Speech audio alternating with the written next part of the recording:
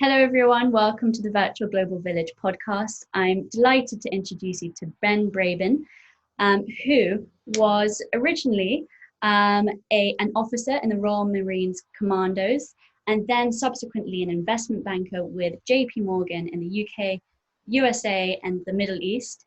He subsequently founded a company in the fintech space and then went on to head Level39, a fintech accelerator in Canary Wharf. Ben, it's wonderful to have you here today, and thank you so much for joining me. It's a pleasure.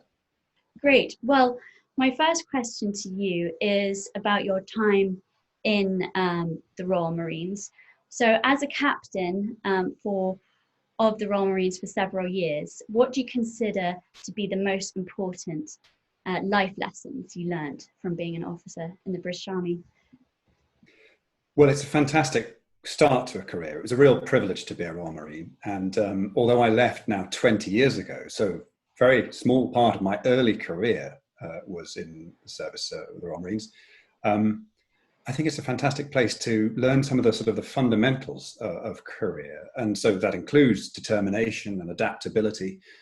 Sometimes they're among the commando qualities that are inculcated in every Marine of every rank throughout their career. And the ability to deal with things not going quite your way, the ability to adapt, the ability to maintain your sense of humor, which is a critical requirement, not just in the military, but in pretty much every walk of life. Wonderful. Thank you so much for your answer.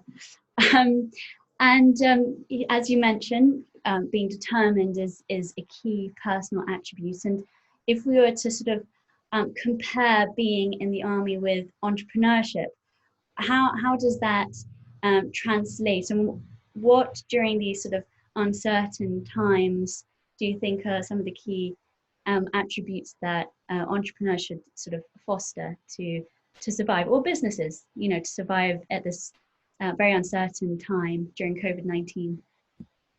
Well, you pick out the uncertainty, and of course, uncertainty is particularly kind of prominent in all of our lives at the moment with COVID-19. And I think, I often encourage investors and customers to look to military veteran entrepreneurs as people who are particularly familiar with dealing with uncertainty. Now, that doesn't mean that they're always going to make the right decisions, but it does mean, among other things, that they bring not only the determination and the adaptability, but they bring a relative degree of perspective. And for example, when you're planning to develop a business right now, you're probably a fairly small organization at sea among all this uncertainty.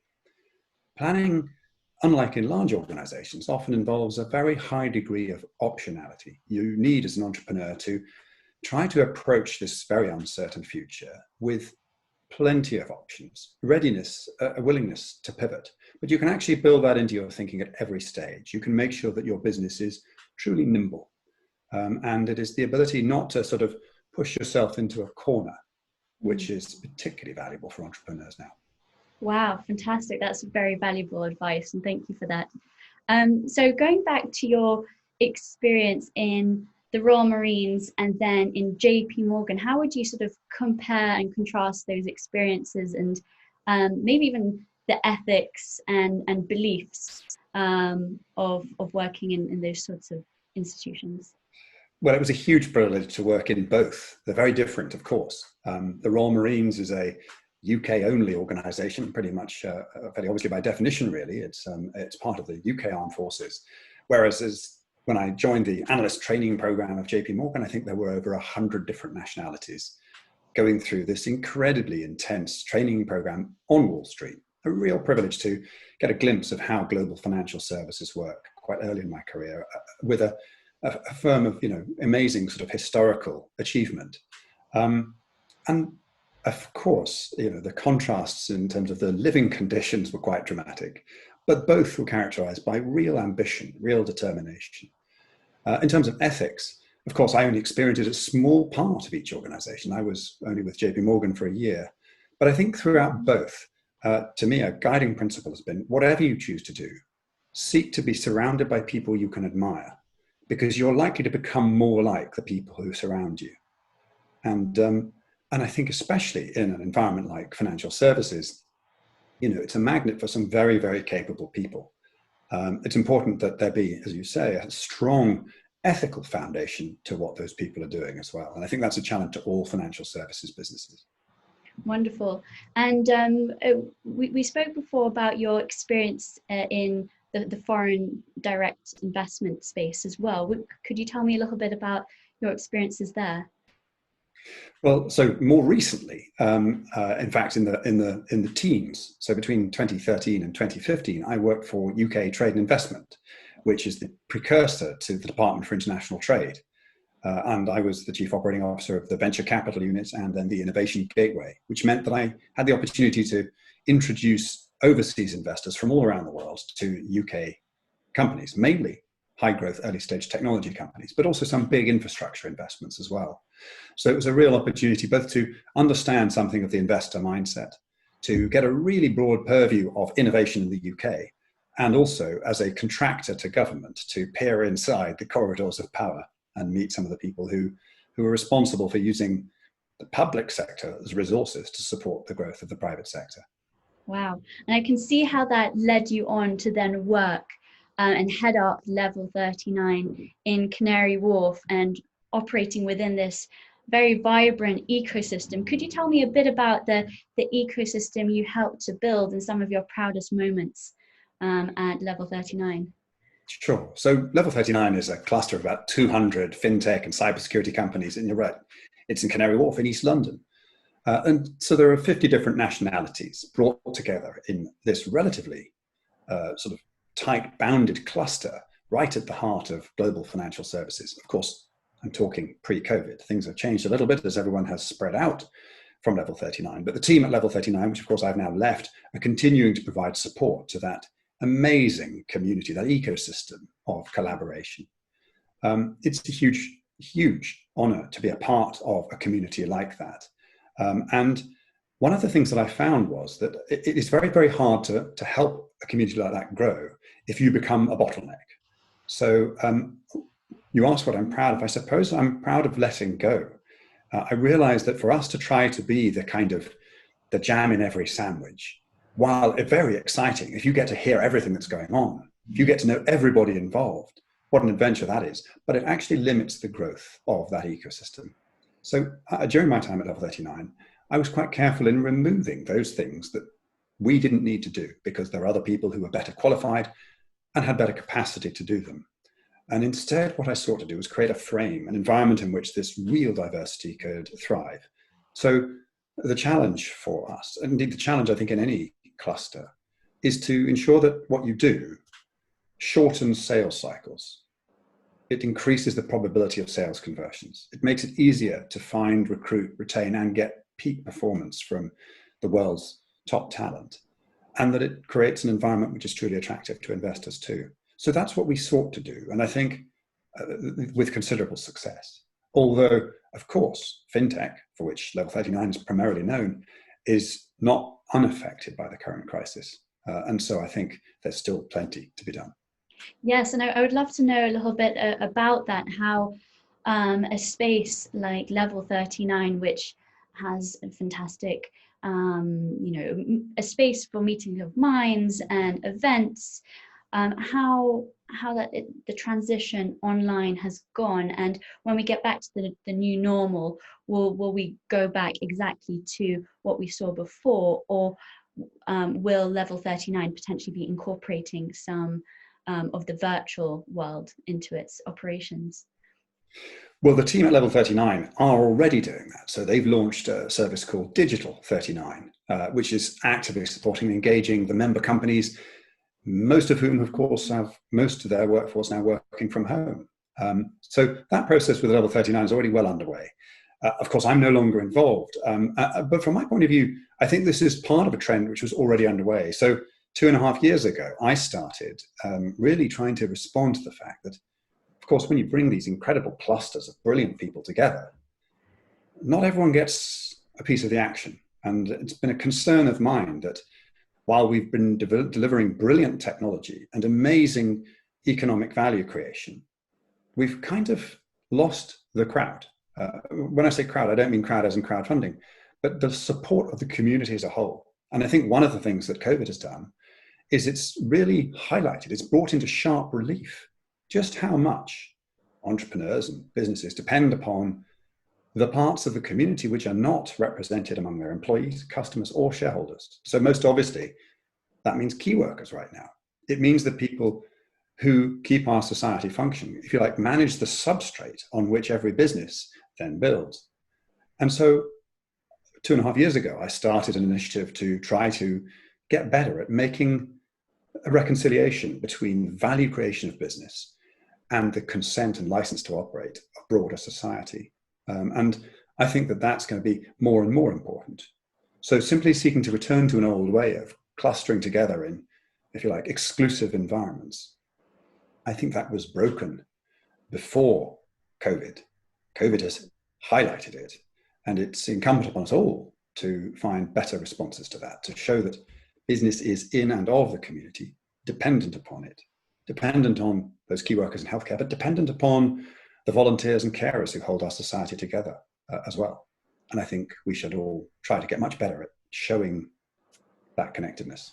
That's a very powerful message, and I've definitely seen the community kick into action during COVID-19, and we realize how interconnected we all are and dependent on one another. And it's been wonderful seeing civil engineers becoming clinical engineers, and people becoming social workers and doing all of these sorts of things. And I really enjoyed that space, the philanthropic space. And I would love to find out about GenieShares. So correct me if I'm wrong, but from what I understand, the idea behind it is that it gives entrepreneurs and businesses an opportunity to give back. So say to the NHS during COVID-19, and they can essentially give a percentage of their turnover or equity to that cause. Is that correct? And then in exchange, what you do is you promote that business and the sort of social message of working with that charity. Yeah, that's pretty much exactly right. Okay.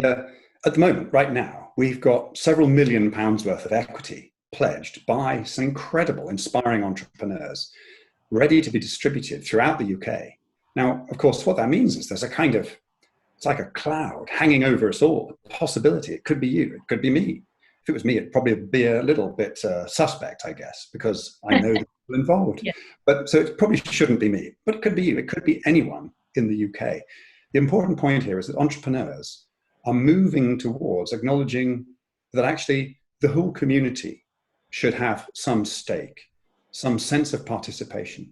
So this isn't really about transferring wealth so much as acknowledging the importance of the community in supporting business. And so you could describe it as partly CSR, corporate social responsibility, or even philanthropy. But I'd go a stage further and say, these are very smart business people.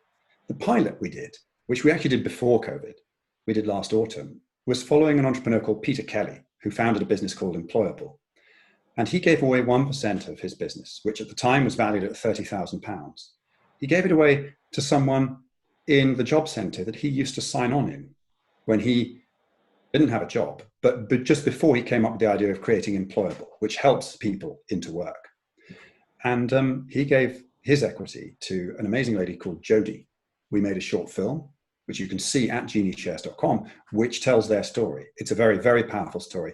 What it doesn't tell you is what happened next. Peter's business has thrived.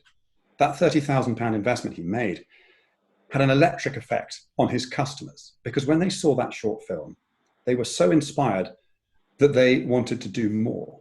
The valuation of his business leapt up. So he gave away 1%, and his business tripled in value over the next few months and continues to grow. Jodie retains her equity. Jodie now has a job. Jodie is now talking to Peter and his co-founder Kieran about creating her own business as well. So they really have been changing lives, yes, but they've also massively improved the performance of their business. And the other entrepreneurs who've now made pledges are seeing similar results. It's a very, very powerful way of engaging your clients and prospects. And at a time like this, when it's hard for small companies to get media exposure, to go to your prospect customers and say, we believe in our community. We are giving something back.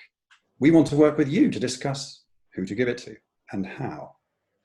that changes the nature of your conversation. Rather than approaching and talking narrowly about your product or service, you approach with a big, generous gesture to the community. That's far more compelling, even to your prospect customer, than simply saying, here is a hammer with which I can hit your nail. Yes. Much, much bigger. You sort of create this chain of giving, because then Jodie feels obliged to, give back to her community. And that's a lovely thing, rather than just giving it to a charity or an organization. To give it to an individual, that has so much more power, especially in terms of the human story element, and thanking someone who did something for this gentleman. That's wonderful. So looking back at your CV and your all of your achievements to date, are there any that you would regard to be some of your finest moments? So there are so many, but are there any particular sort of memorable moments that you have in your career? I mean, there must be many, but the positive ones, the really uplifting, exciting ones. Well, it's very kind of you to put it that way. I feel like I'm only just beginning. I feel rather like a late developer. So I suppose I've enjoyed a huge amount of support and help throughout my career. I've felt that has increased over time, actually. And especially recently, I've been overwhelmed by the number of people who come to me with ideas and suggestions and invitations. And I know that is a huge privilege. And it's a privilege which I don't by any means take for granted. So I think I should acknowledge that and say that if I'm, when you're based in Canary Wharf, looking out across the river at Greenwich, where Isaac Newton famously achieved so much, and he said, if I have seen further, it's by standing on the shoulders of giants. Oh. And I've always been struck, especially when you're in a tall building, like one can. Incredibly humble of you, far too humble. Yes. Well, it's more just a sense that there's still a huge amount to do, and I very much hope to have both that fantastic combination of the energy and the access to try to do it. So I'm grateful for the opportunities I've had so far, and I don't take lightly my responsibilities to make the best possible use of them. Wonderful. And just one last question, which is for those who are maybe leaving university and they have the opportunity to work in the city and the financial services, or to become an entrepreneur. How would you advise those students, those postgrads, to make that decision? And what are some of the benefits and the pros and cons of either option? Well, so I think perhaps the scarcest resource for entrepreneurs, and this is not, I think, a very commonly held view, the scarcest resource is problems. Solutions are often relatively straightforward, but what entrepreneurs usually really need is a big problem to solve. So my suggestion would be, don't go off necessarily in search of the solution to a problem which you know about now. Go and find the biggest problems and the biggest concentrations of problems you can. And very often those big problems find their way into big institutions, often private sector organizations like financial services or big utilities, sometimes big government departments, and sometimes, of course, academia. But go somewhere where you're likely to find problems which enough people care about, and critically, enough people have the budget to address, and then solve those problems. Because the problems of which you're aware at the moment may be tiny, and they may be very distributed, and they may not be backed by much money. They may feel acute to you, but try and find the biggest problems and then address your efforts to them. So as I say, I think my encouragement to people would be, get wherever you think you're going to get the best view of problems. And if that means a little bit of time, building connections, maybe making some savings, and equipping yourself with some really big, worthy challenges, problems to deal with, well, then it's certainly sensible to go into big institutions for a little while. I would think this is not necessarily an exercise in rampant individualism where you must cut away from the crowd and create, far better to find out what the world needs than simply to guess. Wonderful. Those are fantastic words of advice. And thank you so much for your time today. It's been an absolute pleasure. It's a pleasure to join you, Francesca. Thank you for having me.